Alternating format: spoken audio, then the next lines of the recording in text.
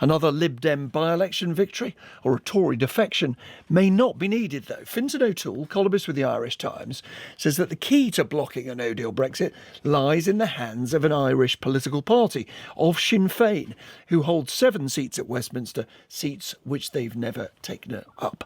Fintan O'Toole joins us on the line, along with Chris Hazzard, one of those elected to Westminster. On behalf of Sinn Féin, he represents South Down. Morning to you both.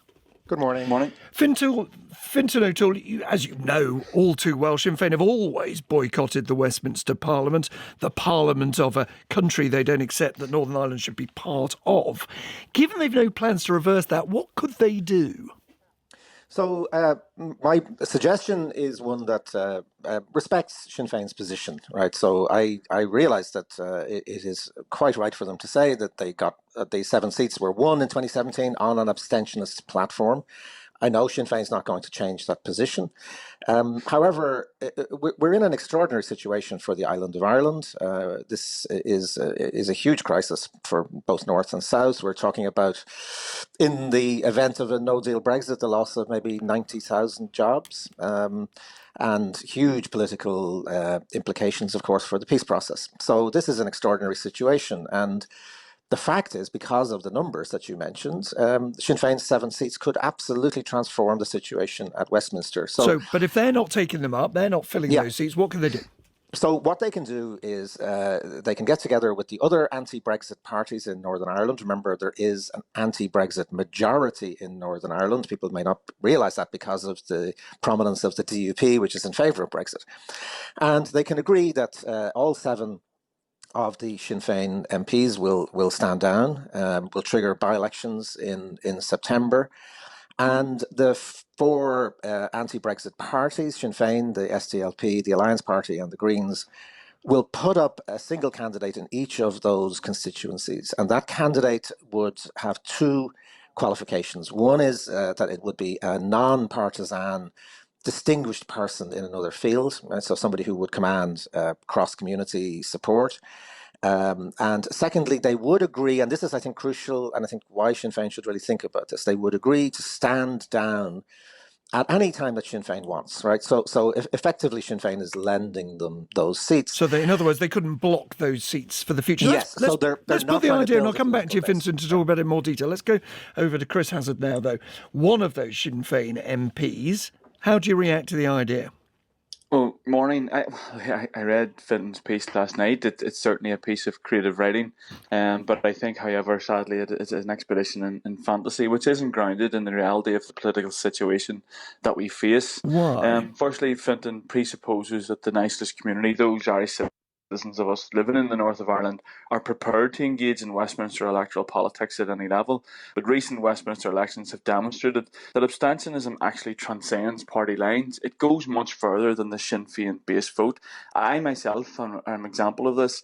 I won the 2017 Westminster election for South Down. It was the first time ever that Sinn Féin had taken that seat. The vote was much larger than the Sinn Féin base vote in the constituency. Just to be clear to people who don't live in Northern Ireland, you are claiming that boycotting politics, not participating, is somehow a positive act.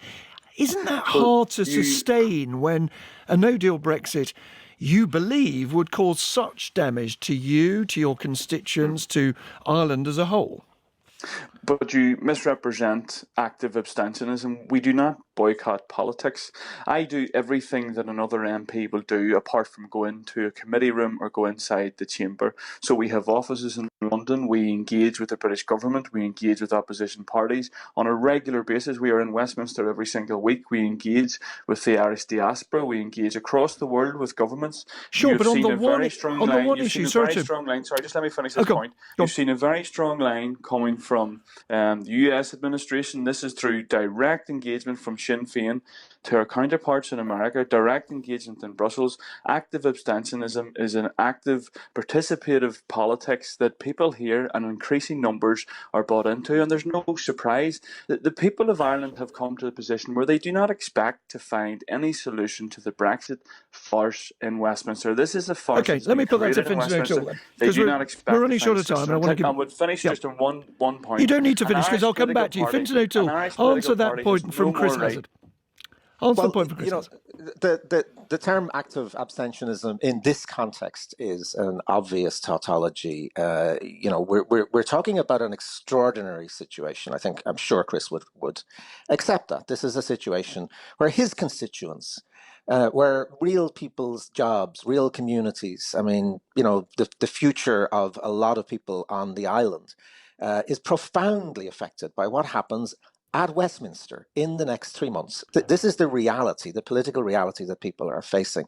Right. 5 of the 7 constituencies are the border constituencies, the ones that are most profoundly affected by Brexit of any part of the United Kingdom. This is the part which is going to feel the pain most. Let's put that to It is Chris Hazzard to reply extraordinary to. that, And that Chris you can, Hazzard? that you can say that you are actively engaged in this if you refuse to use the power that is there. I don't think future historians will look back and understand how an Irish resource that could save Irish jobs and Irish communities was not used in this circumstance. Chris Hazzard, what's your reply to the suggestion these are very special circumstances? And that's why we have seen a very special response. I think we have seen a national response in Ireland. I think we have seen Fine Gael, Fianna Fáil, Sinn Féin and other parties work alongside our European counterparts with securing the withdrawal agreement, the backstop, and approaching this in a national interest basis. But an Irish political party has no more right to change the balance of power in Britain than a British political party does here in Ireland. And I honestly believe that a stunt like this would only contribute and indeed heighten the crisis that we see in British politics currently. And the point was made by Lord Heseltine and indeed Nick Clegg in recent months when they said, if people honestly believe the Tory rebels that are currently voting one way wouldn't jump to the other side of the lobbies in Westminster when they see Sinn Féin MPs or Irish MPs coming in to disrupt the British political system, they're living in Cloud Cuckoo Land. That simply would be the case. Fintan O'Toole, just 10 seconds to reply to the suggestion you're living in Cloud Cuckoo Land. This is exactly why I have proposed that it would not be Sinn Féin MPs taking the seats. It would be people who are universally respected, who can speak for the silent majority of people in Northern Ireland. This is a democratic issue. Fintan O'Toole, Chris of people Hazzard in Northern Ireland voted against Brexit and they have no voice.